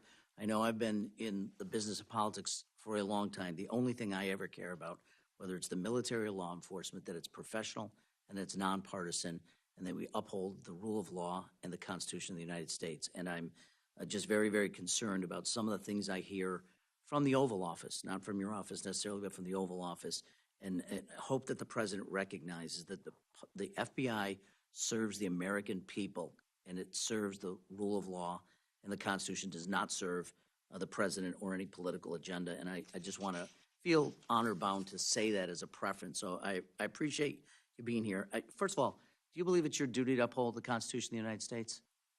Mine and everybody at the FBI. I appreciate that, sir. I want to go back, and I appreciate what everyone said. You know, the skinny budget, as we're calling it, is frustrating for appropriators because it's really hard to tell from the literally 10 lines and 100 words about the FBI what is envisioned here, and it calls for a cut of, as we've talked about, $545 million. I gather, as I'm piecing this together, I think roughly speaking, the proposed budget is about $10.7 billion. The president has asked for about 10.2, rough numbers. You're suggesting 11.2, which would be about a $500 million increase. And I think I share, as my colleagues do, some interest in, first of all, recognizing what that increase would be and how it would accrue to the benefit of the American people. Can you just quickly, and I have a couple of different questions I'd ask you, just tell me where you would focus that increase on, because I'm concerned about the proposed cut, and we have virtually nothing to go on here. Yeah, very quickly, just in the last 3 years, the FBI has, through budget cuts and CRs, left vacant 1,000 permissions approximately every year. So right now, while everybody thinks the FBI has 38,000 employees, we do on the books, we don't have 38,000 humans. So year over year, those cuts have led to book attrition. And in order to get some of those back and some of those vacant slots back, we need to actually fund them. And the rest of the funding would go to preventing the removal of an additional amount of agents.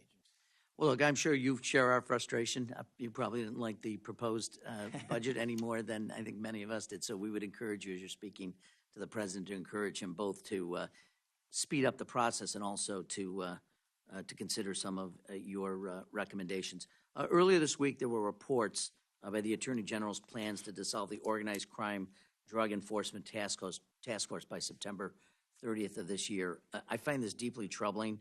The task force recent success in my district, just last week, we removed over 200 grams of fentanyl from the streets of Rochester, New York, where I'm privileged to represent.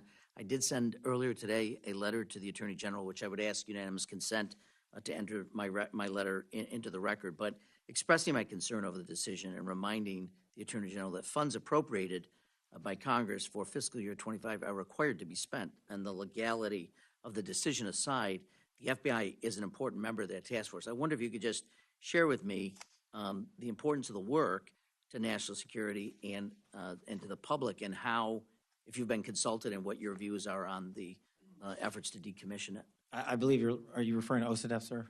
I'm sorry? Are you referring to OCDEF? Yes, that's correct. My understanding, and I'm not going to speak for the Attorney General on how the department views it, is that the cut is only to one singular office, not to the OCDEF program writ large, which the FBI has a large authority over. And so I have not been informed yet, and again, I'm not speaking for the AG, that the OCDEF program itself would be shuttered in any way.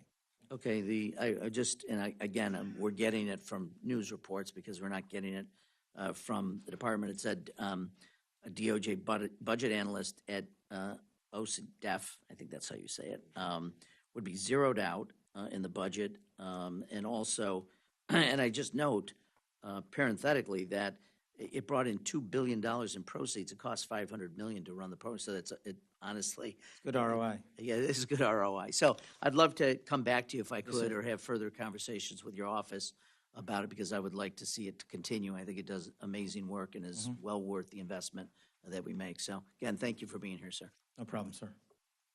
Mr. Alford?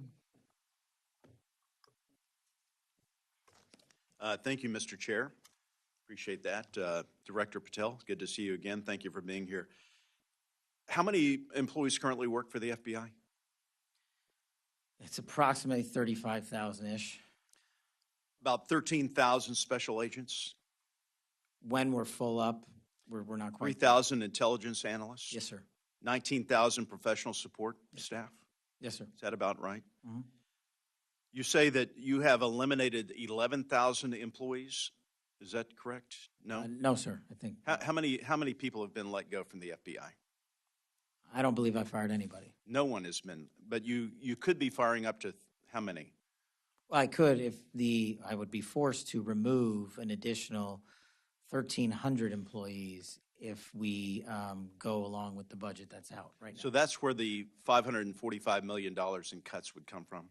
Right, and just real quick, so a large portion of that also, people ask why we don't have that in our coffers currently. It's because there was a 2%, and rightly so, pay raise, so we used a lot of funding that we received in the last cycle to make sure everybody got paid what they need to get paid. Were there any deferred resignations? from the FBI? I believe a number of individuals have taken the program offered by the Justice Department. Would hiring or firing have anything to do with loyalty to the President of the United States?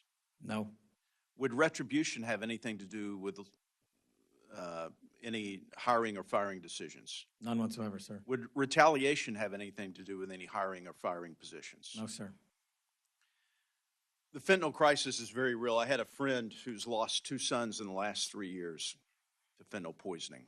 I prefer to call it poisoning because that's what's happening. China, Mexico, poisoning our young people, killing some 300 on average a day in America. We've discussed this before a couple of weeks ago. With the southern border almost 94% secure now, the attention is turning towards the northern border. Would you care to expound on that, please? I could talk about this for a long time, but I'll keep it short. Basically, if you look at last year versus this year, our enemies and adversaries, as I said in the beginning, are adapting and have gotten smarter. So a lot of the CCP processors of fentanyl precursors are no longer going to the narco traffickers down south. They're going down there into terrorist organizations and shipping it up north. They're making it in Canada, and then they're dumping it down here. Why? Because of the tyranny of distance. We've got a lockdown on most of the southern border. And just to highlight for you the known or suspected terrorist statistics in entering this country illegally, last year was about 350. The overwhelming majority of them came in from the northern border. This year, we're on par right now with about known or suspected terrorists entering the country from the northern and southern border, and it's about 45 each. So it's not just drugs that are coming in, but it's those looking to do harm on our way of life. How do we counter that? We need a literal full government approach, across the board, state level wide approach, but we also need to take our adversaries more seriously overseas and not fall to the traditional position that if we're successful in one area, they won't adapt. They always do. You mentioned earlier in your testimony and some answers to previous questions about relocating personnel to the interior of America, getting them out of Washington, D.C. How many would be going to the Kansas City regional office? Approximately 37 positions to Missouri, 33 to Kansas City, 1 each to Topeka, Wichita, Jefferson City, and 2 to Springfield. And why are they needed there? You said that you're sending these to the most violent places, I believe is a quote. So I didn't decide that. I asked the people at the Bureau who've been doing this job for 20 plus years, tell me where we need to send agents, intel analysts, and SOSs. And these are the places they told me to send them and why. Because of the proportion of violent crime per capita in those regions needs to be covered down on. And that's not to say, and I don't want to say Kansas City has an explosion in and of itself, it's violent crime, but Kansas City covers down on a large area in Missouri and its surrounding states that have an explosion in violent crime, and that's why we're sending them there. Do we have the facilities to accommodate these personnel moving out into the regions? You do. There's been a lot of conversation about a new FBI headquarters. With the 30 seconds left, I know that you have an idea of moving the headquarters to the Reagan building. Is that correct? We're currently in the process of reviewing options to keep the FBI within Washington, D.C., but we will most certainly be leaving the Hoover building because it is simply unsafe for the FBI personnel. Director, thank you for your service. I yield back. Ms. Dean? Thank you, Chairman Rogers, Ranking Member Meng, Chairman Cole, Ranking Member DeLauro. And thank you, Mr. Patel, for your testimony and for being here today. I've been looking at the President's 120-word FBI budget request, the so-called skinny, I'll call it Ozempic request, that states that, quote, the undoing of the weaponization of the FBI is one of the administration's top priorities. The weaponization of the FBI is something that deeply concerns me. It should concern all of us. And yet, since taking office, President Trump has been on a revenge tour. He has targeted individuals, universities, law firms, with executive orders to cut them out or to make them come under his will. He has used ICE to disappear U.S. citizens without due process, and he's fully ignored a unanimous Supreme Court order, and then over the weekend wasn't sure if he was obligated to uphold the Constitution of the United States. In your book, your recent book, Government Gangsters, you include an appendix with a list of names that people have referred to as an enemies list. Now, I know you will claim it's just an appendix, not an enemies list. So let's focus on how the president sees it, on what the president calls it. And you proudly display his quote on the front cover of your book. The president calls this a brilliant roadmap, a blueprint. And I have not even raised your storied children's book, The Plot Against the King. It concerns me how many people from this blueprint have been targeted with executive orders and FBI investigations. The FBI cannot be weaponized, and under your leadership, it has been nothing but a weapon alongside the president to go after the president's perceived opponents, to stifle dissent and free speech. A few weeks ago, as we saw through a social media post that you quickly deleted, the FBI arrested a judge in Wisconsin for correctly asking ICE officials if they had a judicial warrant instead of an administrative warrant, which they did not have. Despite this judge following the law, on the morning of April the 25th, the FBI arrested the judge in an escalation of the weaponization of the FBI under your leadership. Let me be clear. A functioning democracy does not lock up judges. I am gravely concerned about the utter lack of independence of the FBI and its weaponization under your leadership. I am concerned that the president is using this book, your book, as a blueprint, as he has said. It's a blueprint for revenge. And I am concerned that your eagerness, a childlike giddiness to carry out the president's revenge tour, you've shown yourself to be unserious in your statements before you were sworn in and some after. You've shown yourself unfit to lead this important agency. I was an impeachment manager for President Trump's second impeachment. It was a sad, solemn duty. And so I wanted to ask you about that. Mr. Patel, as you and the President continue to weaponize and investigate his perceived enemies, as you follow this blueprint, when can I, a former impeachment manager, expect the FBI at my door? Ma'am, you want to know who was targeted by a weaponized FBI? Me. You want to know how and why? Well, You maybe want to know what need I'm doing write to a book fix it? about that. Let me move on. Well, you should Change read the topics. book because there's no enemies So- list on that book. So There are you- people that violated their constitutional obligations and their duties to the American people, That's good. You and they gave were them due rightly process. called out. I'm And you changing should give topics. that book to every one of your I'm constituents so they can changing read topics. about it. I won't be doing that. That's their loss.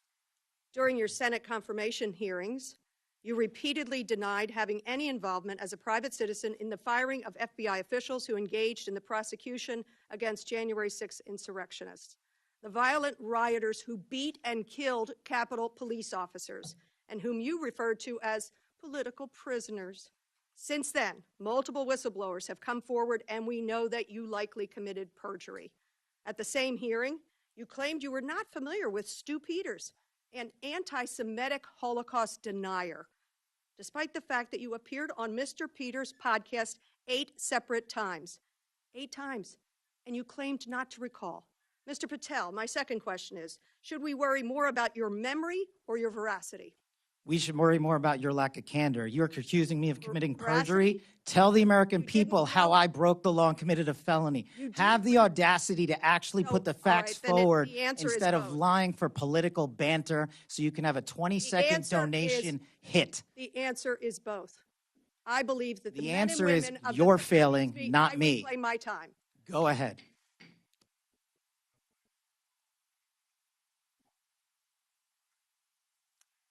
Mr. Patel, I believe that the members of the FBI, and I know many of them, many retired, 38,000 people, as you say, it's a little less than that now, deserve the very best, deserve extraordinary independence, deserve freedom from the fears of being investigated, the freedom of coming forward to make sure they're doing their job. And I'll end with this, that I think it's interesting that in your proposal today, you find yourself at a gulf of difference between you and the president. I wonder how you will resolve that. Will you go to the president and say we need $11.2 billion, not what you cut out of here? You're asking for more than $1 billion than the president's request. Are you going to go to the president and straighten out that gulf? I'll do what I've always done and represent the American people, defend this country, and make sure the Constitution is always upheld and the FBI is never weaponized. Maybe you should do the same. So you agree with the president when he says he doesn't know if he should uphold his constitutional duty? If you want to just keep putting words in my mouth, the TV cameras are outside. I thank you. I yield back. Again, this is an unserious moment, sadly, for the FBI. I yield back. More so for you. Mr. Strong. Thank you, Chairman Rogers. Director Patel, thank you for being here today. I'd like to also extend my thanks to your staff and the hardworking men and women of the FBI and for restoring America's trust in the FBI.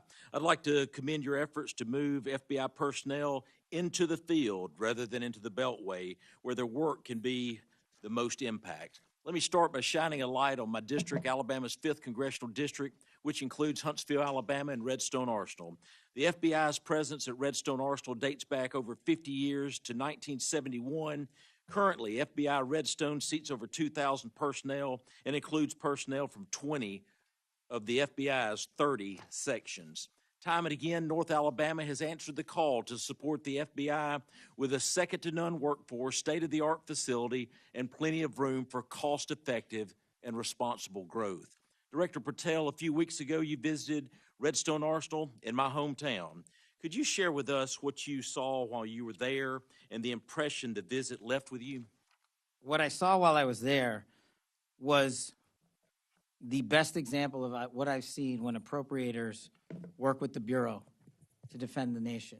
And I wish everybody would go down to Huntsville, Alabama. It is our premier experienced law enforcement capability center and training facility that the interagency only wishes they had.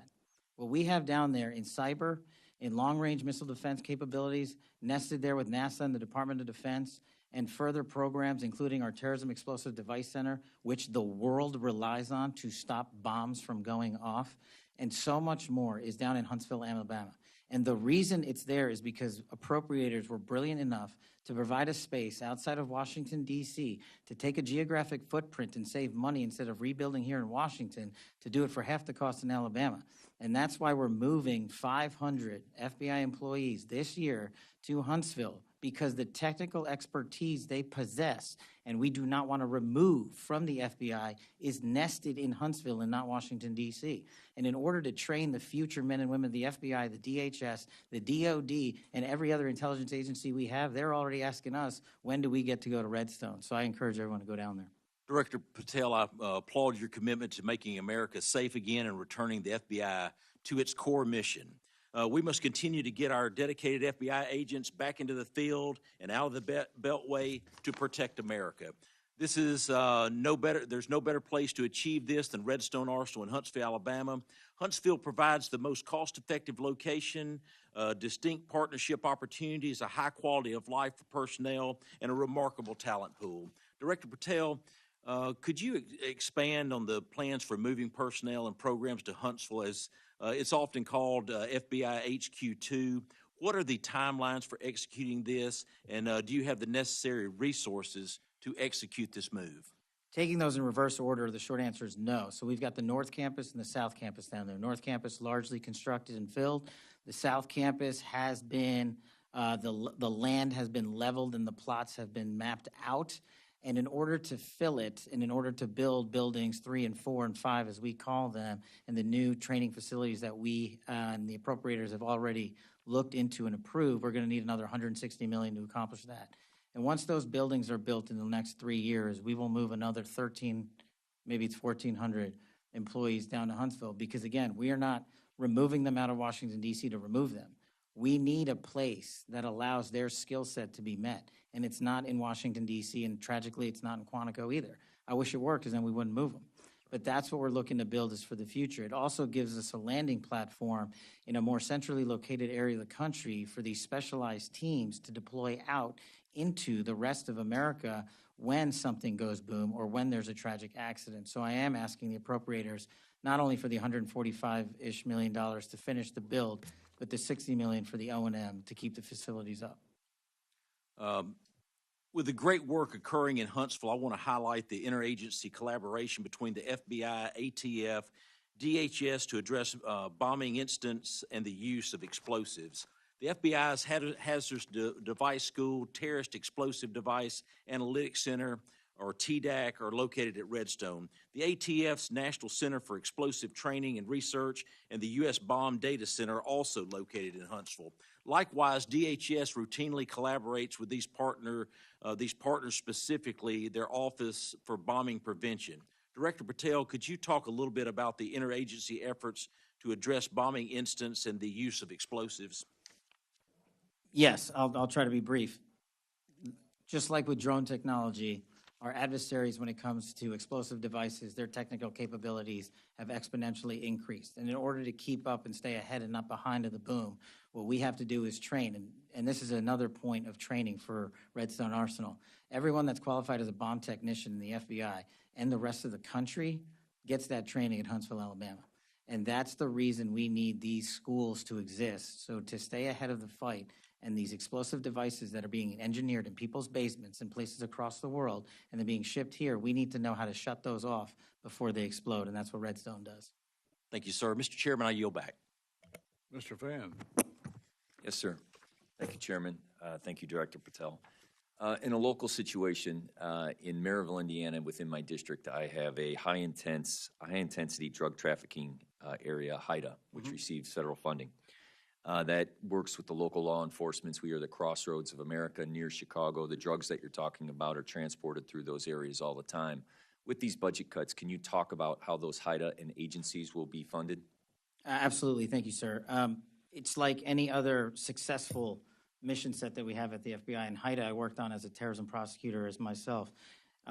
Extremely critical because, like some of the other situations across the country, that region has been recognized, unfortunately, because of the high-intensity drug flow.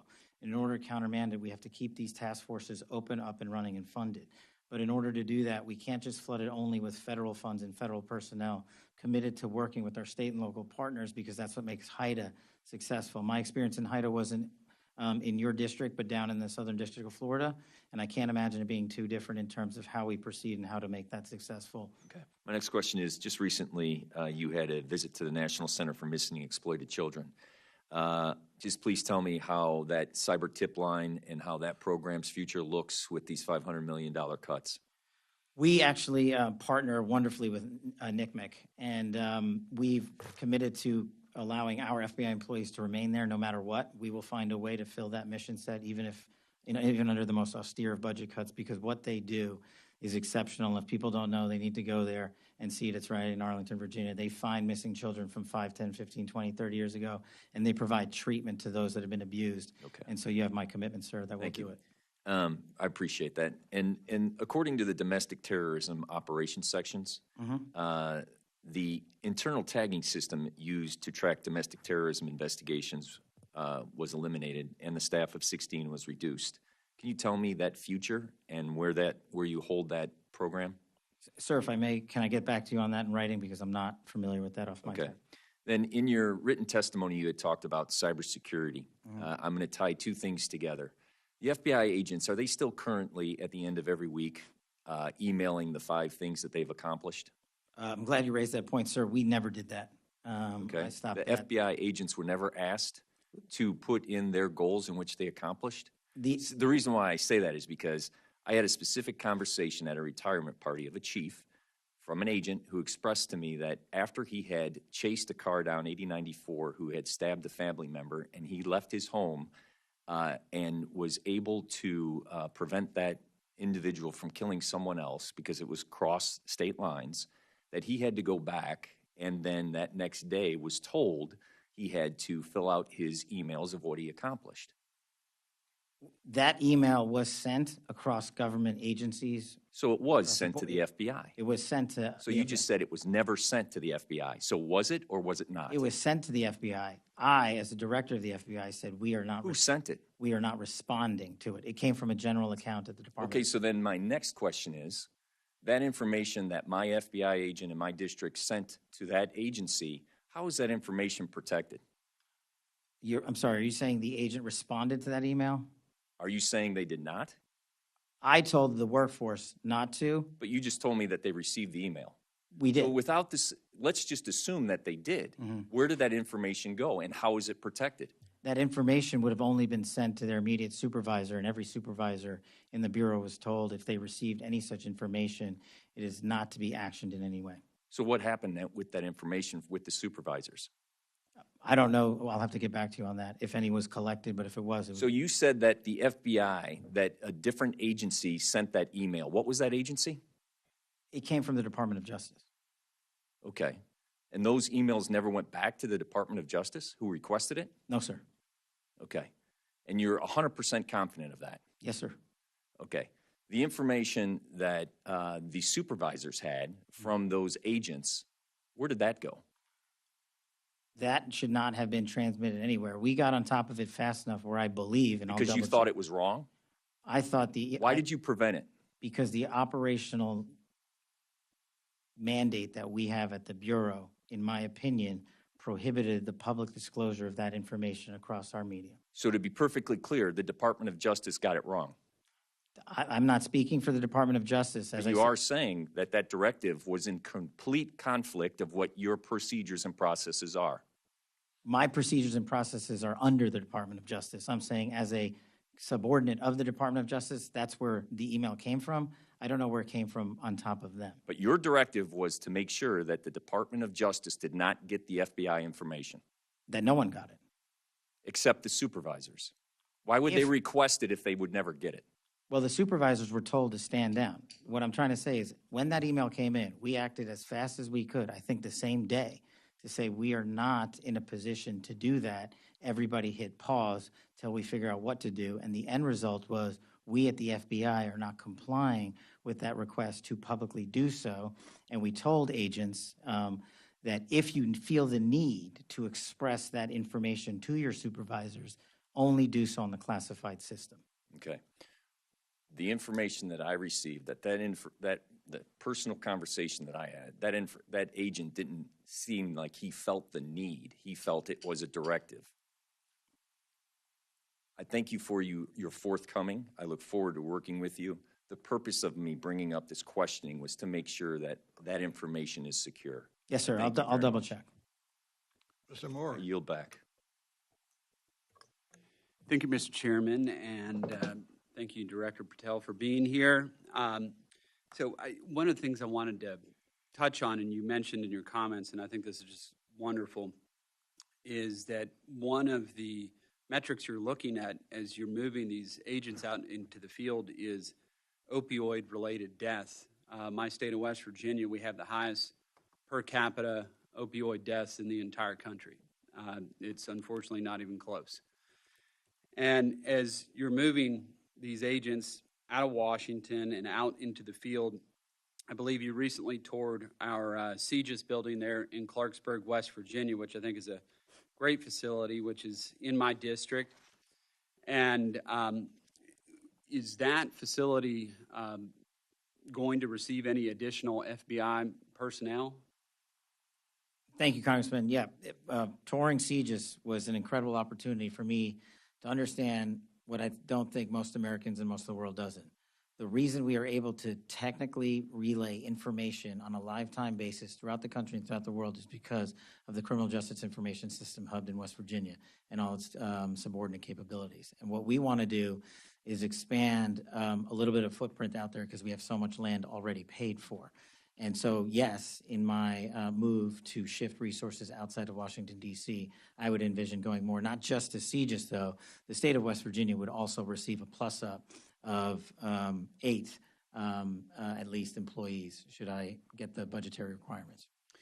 And then you mentioned, and there's 1,000 acres out there at CGIS. It's quite large. Is there additional resources that you need to be able to build out there at CGIS? Well, unlike Congressman Strong in Redstone, I don't have a prior appropriation that began new building construction in OMB. So we would need that. We've got the space for it. We've got the footprint for it. And we have already the manning to move into it. And what we have is aging systems that are aging out in Washington, D.C. and the NCR that either would have to be upgraded here at a monumental expense or moved right out to West Virginia. And you wouldn't know this off the top of your head, but perhaps you could come back to us what that number looks like in terms of being able to expand that footprint, what that appropriation would have to be for you to be able to expand the footprint out there in Clarksburg at CGIS. Sorry, I could get back to you on that in writing. Yeah, that would be great. So you said in total it would be it'd be 8 additional agents that'd be going to West Virginia, or is Outside of CGIS. outside of CGIS? Yeah. And then how many additional at CGIS? In CGIS, we are looking to move in. The problem is almost every seat in CGIS is filled. Oh, okay. So that's the issue we're running into because we've maxed out our spacing there. So to have a bigger footprint, we would just need new space. Okay. And Mr. Chairman, if it's appropriate, maybe perhaps we could engage in a conversation to identify, if appropriate, some additional resources to help Director Patel seat these individuals, since we don't have the space currently out at CGIS. We got the acreage, we got 1,000 acres out there, but we just don't have that. So maybe that's something you could follow up with the chairman Yes, and sir. his staff with. Happy to. I yield back, Mr. Chairman. Thank you. Mr. Clyde. Thank you, Mr. Chairman. First, FBI Director Patel, thank you for being here today. As we all know, during the 4 years of the Biden-Harris administration, the once greatly respected FBI had been increasingly politicized and weaponized, drifting further from its core mission, and that is to protect and defend all American citizens.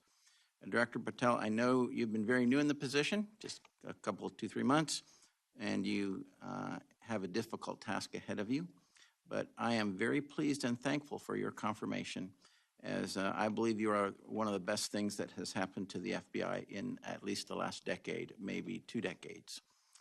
Under the Biden-Harris administration, we saw the FBI weaponized against conservative ideologies and more specifically targeted former President Biden's chief political rival, now President Donald Trump. Since President Trump first announced his candidacy in 2016, corrupt actors within the FBI unfairly targeted him, beginning with illegal surveillance of his campaign and administration based on a now debunked dossier funded by Hillary Clinton's campaign, leading eventually to the unprecedented armed raid by the FBI on his home in Mar-a-Lago. This politicization extends beyond President Trump. The FBI under the Biden-Harris administration also acted against the First Amendment rights of everyday Americans. Armed agents raided the home of pro-life activist Mark Houck, pointing weapons at his family over a peaceful protest. Whistleblowers also revealed that the FBI's counterterrorism division labeled concerned parents as potential threats simply for opposing radical gender policies in schools. I'm pleased to see that the President's budget request for FY 2026 directly addresses some of these concerns, stating that the administration is committed to rooting out the weaponization in the FBI.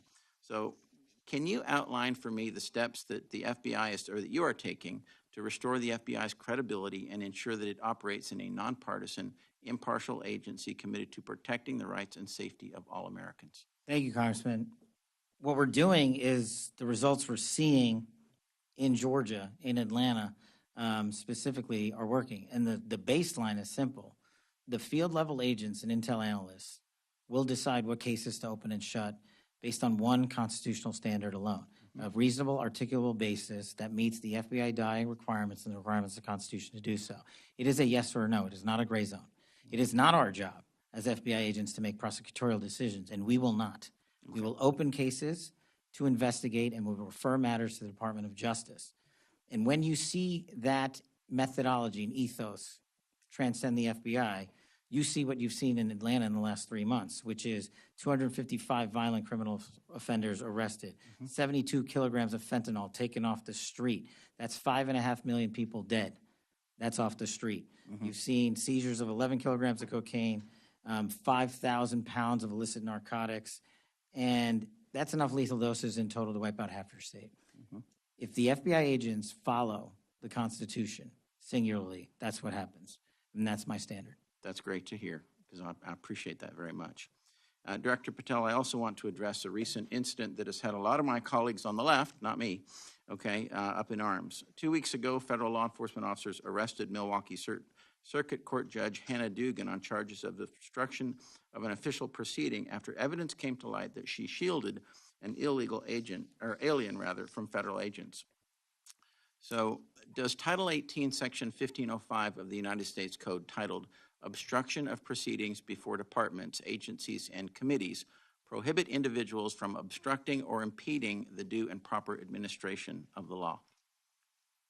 Generally speaking, Congressman, since that case is open, not commenting on that. Okay, yes. fair enough. All right. Well, I commend the FBI for its prompt action regarding the judge's alleged criminal behavior. That tells me that no matter what position you're in, all right, you will be held to one standard, equal justice under law. That's true. Thank you. All right.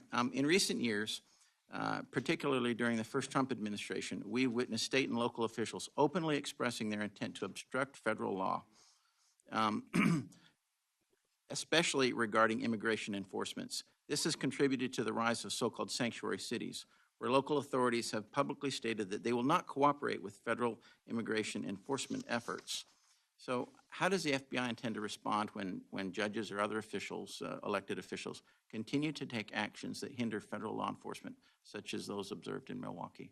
The FBI can only enter spaces under the Constitution that it is permitted to do so. We don't look at the position you're in, what your job is, where you come from, how much money you make, or what your ethnicity is. And for me, sitting here as the first minority ever to be the FBI director, I take that responsibility even more exceptionally so, because there has to be a colorblind system of justice. And we will execute the FBI's mandate of protecting the American people and upholding the Constitution to just that. It will be singularly applied to every single person in America. And not just that, it will be singularly applied to every single person within the FBI, because no one at the Bureau is above the law either. Thank you. And one last quick thing. You had mentioned a need for additional building construction in Huntsville. at Redstone. I believe that there's $500 million in the CJS building account and about $800 million in the FSGG account as well, what was going to be slated for the new building, that you might look at that as a resource. Thank you. I did not know that. I will look. Yes, sir. Thank you. And I yield, Mr. Chairman. Thank you. Thank you. I think we are ready to wrap up here, but I will yield myself 3 minutes in closing. Mr. Director, the drug war, killing our beautiful young people, but we got a bit of a ray of hope in the last couple of weeks. CDC now says that overdose deaths from opioids decreased 30% in the last year. That's the good news. The bad news is 70% of that was fentanyl, overdose deaths from fentanyl. I was happy to see the news story over the last couple of days of the very successful seizure and arrest in the west of the U.S. Of fentanyl seizures. The cartels are the culprit.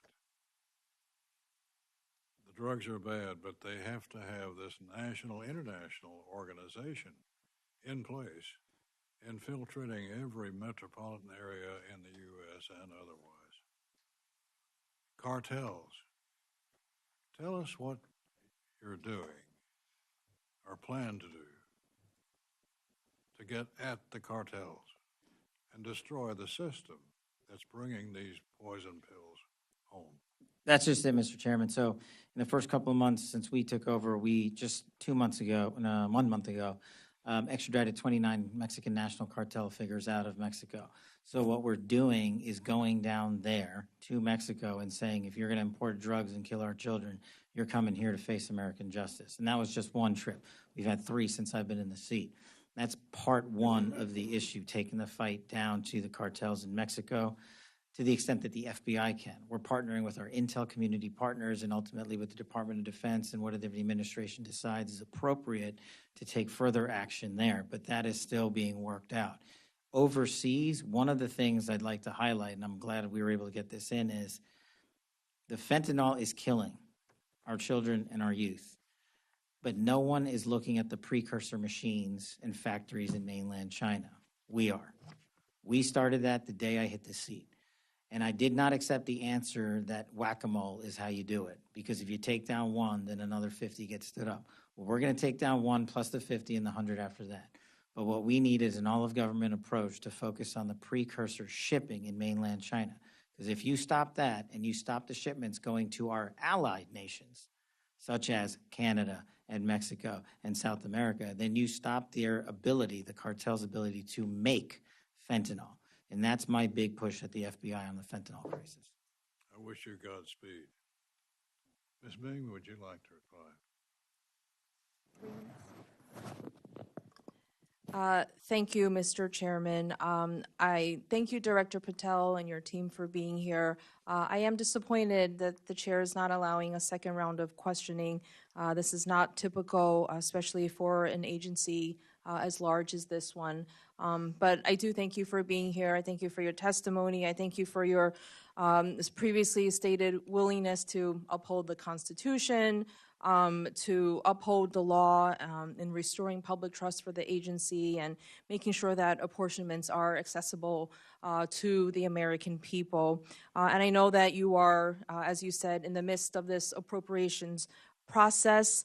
You talked about the $11.2 billion that you personally believe would be helpful to be most, for the FBI agency to be most effective. And as we work together, bipartisan, like Mr. Morelli said, to combat everything from violent crime to fentanyl to terrorism.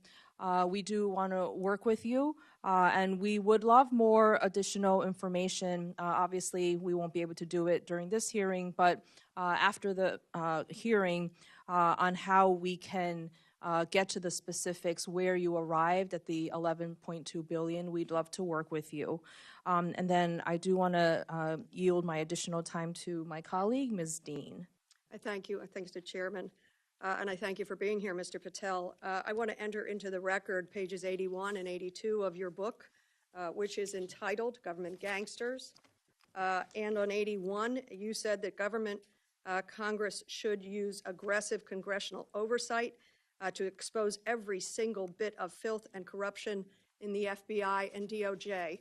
Interesting, I didn't hear you talking about that anymore because you have 37,000 talented folks working with you and under you. You also, on 82, entering into the record, you wished that folks would testify publicly without time limits. I'm disappointed that we couldn't have done that. We should have not had such time limits. And then finally, I do want to enter into the record your Appendix B. It is entitled Members of the Executive Branch Deep State. And just pulling through a couple of them, I see listed in here dozens of people, but the Covington Law Firm, Mark Esper, Perkins Coie, Miles Taylor, Andrew Weissman, and so many others. I enter those into the record.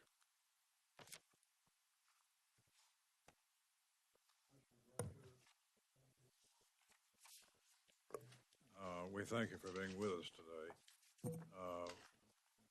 We think that you're the right person for the job, and we're all wishing you well and success. So thank you for your devotion to this country and to the cause that you now head. Without objection, members may have 7 days to submit additional questions for the record. Thank you, Mr. Director, for being with us. Thank you, Mr. Chairman. Committee Members stands of the committee. adjourned.